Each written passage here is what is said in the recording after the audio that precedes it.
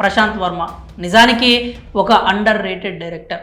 రాజమౌళిలా ఇంత పెద్ద టాలెంట్ పెట్టుకుని ఒక చిన్న డైరెక్టర్గా ఉండిపోతున్నారేమో అనిపిస్తుంది. మొదటి సినిమా నుంచి చూస్తే ప్రశాంత్ వర్మ టాలెంట్ ఏంటో అర్థమవుతుంది. ఆ మూవీతో ఒక్కసారిగా అందరినీ విస్మయానికి గురి చేశాడు. ఆ తర్వాత కల్కితో కమర్షియల్ బాట పట్టిన ప్రశాంత్ జాంబీరెడ్డి సినిమాతో డీసెంట్ హిట్ అందుకున్నాడు. చిన్న సినిమాలతోనే అద్భుతాలు క్రియేట్ చేస్తున్నాడు ఈ యంగ్ డైరెక్టర్. తక్కువ బడ్జెట్లో చిన్న ఆర్టిస్టులతో వండర్స్ క్రియేట్ చేస్తున్నాడు. ఒకప్పుడు చైల్డ్ ఆర్టిస్ట్గా చూసిన తేజాని జాంబీరెడ్డి మూవీతో హీరోని చేశాడు. ఇప్పుడు హనుమాన్ సినిమాతో సూపర్ హీరోని చేశాడు. ఇదే ప్రశాంత్ వర్మ చేతిలో స్టార్ హీరో పడితే ఆ హీరో యూనివర్సల్ హీరో అయిపోడా? ఇదే ప్రశాంత్ వర్మకి భారీ బడ్జెట్ ఇస్తే హాలీవుడ్కి టాలీవుడ్కి మధ్య ఉన్న చిన్న గీత చెరిగిపోదా? ప్రశాంత్కి ఒక భారీ బడ్జెట్ స్టార్ హీరో దొరికితే ఇండస్ట్రీలో మరో రాజమౌళి అవ్వడా? రాజమౌళిలో అద్భుతాలు సృష్టించలేడా?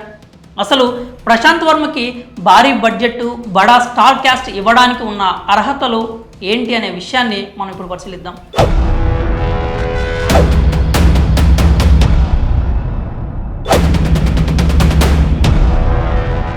ప్రశాంత్ వర్మ తీసింది 4 సినిమాలే కదా, అందులో ఒకటి హనుమాన్ ఇప్పుడే కదా రిలీజ్ అయింది. అంత తోప అని అనుకోవడానికి ఏముంది అని అనుకుంటే పొరపాటే అవుతుంది. హనుమంతుడికి తన శక్తి తనకు ఎలా తెలియదో ప్రశాంత్ వర్మ శక్తి ఏంటో మనకి తెలియట్లేదు. అవును, ప్రశాంత్ వర్మ బుర్ర చిన్నదేం కాదు. మొదటి సినిమా ఆతో ఔరా అనిపించాడు. అసలు ఒక కథని ఇలా కూడా తీయచ్చా అని అబ్బురపరిచాడు. సరే, కల్కితో ఒక అడుగు వెనక్కి వేసి ఉండవచ్చు, కానీ ఎప్పుడైతే హనుమాన్ సినిమాని తీయాలని పూనుకున్నాడో అప్పుడే 100 అడుగులు ముందుకేశాడు ప్రశాంత్ వర్మ. హనుమాన్ సినిమాకి ఇవాళ ప్రేక్షకులు బ్రహ్మరథం పడుతున్నారు. కంటెంట్తో పాటు అక్కడున్న విజువల్ వండర్కి మంత్రం ముగ్ధులైపోతున్నారు. ముఖ్యంగా లాస్ట్ 20 నిమిషాలు రోమాలు నిక్కబొడుచుకునే విధంగా హనుమాన్ పతాక సన్నివేశాన్ని చిత్రీకరించాడని ప్రశంసలు దక్కుతున్నాయి. ఇది ప్రశాంత్ వర్మకి కంటెంట్ పరంగా ఉన్న ఒక అర్హత. ఇది చాలదా ప్రశాంత్ వర్మ ఏంటో చెప్పడానికి? ఇది చాలదా కంటెంట్ అల్టిమేట్గా కాలర్ ఎగరేస్తుందని చెప్పడానికి?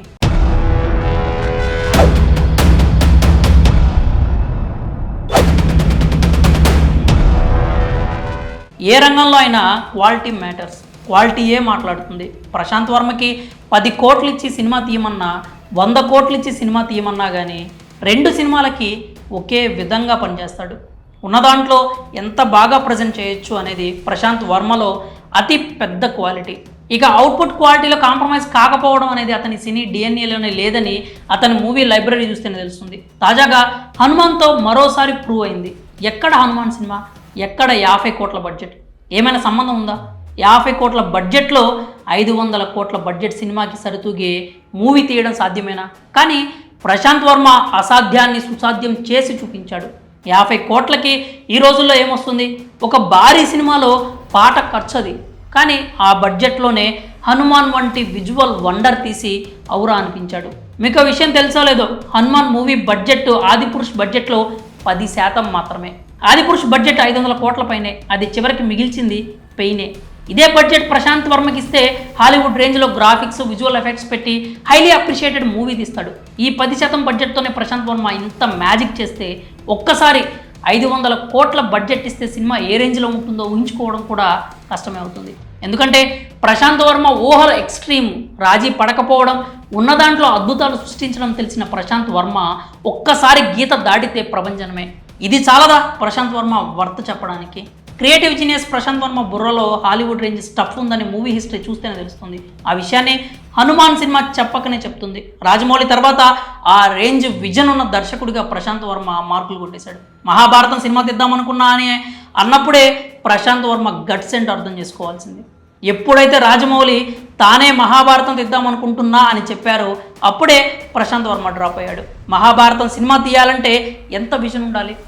ఆ రేంజ్ విజన్ లేకపోతే ప్రశాంత్ వర్మ తన డ్రీమ్ మహాభారతం అని ఎలా చెప్తాడు? కాబట్టి ఈ విషయంలో ప్రశాంత్ వర్మ బడా స్టార్స్తో భారీ బడ్జెట్ సినిమా తీసే అర్హతను సంపాదించేసుకున్నాడు.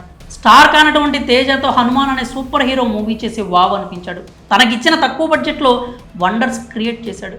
ఈరోజు హనుమాన్ పాన్ వరల్డ్ మూవీగా విడుదలైంది. అన్ని వైపుల నుంచి ఈ సినిమాకి పాజిటివ్ టాక్ వస్తోంది. మరోసారి తెలుగు సినిమా సత్తా చాటే మూవీ అవుతుందని అంటున్నారు.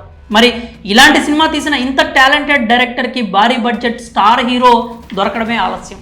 వన్స్ దొరికితే మాత్రం ర్యాంపే అంటున్నారు ఫ్యాన్స్. అవతార్ కంటే గొప్ప సినిమా చేస్తా అని ప్రశాంత్ వర్మ అంత కాన్ఫిడెంట్గా చెప్పాడంటే అతనికి ఆ బాట వేయాల్సిన అవసరం సినీ పరిశ్రమకు ఎంతైనా ఉంది.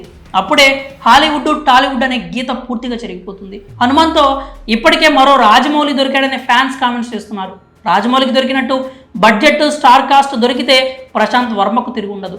ఇండస్ట్రీకి మరో రాజమౌళి దొరికినట్టే.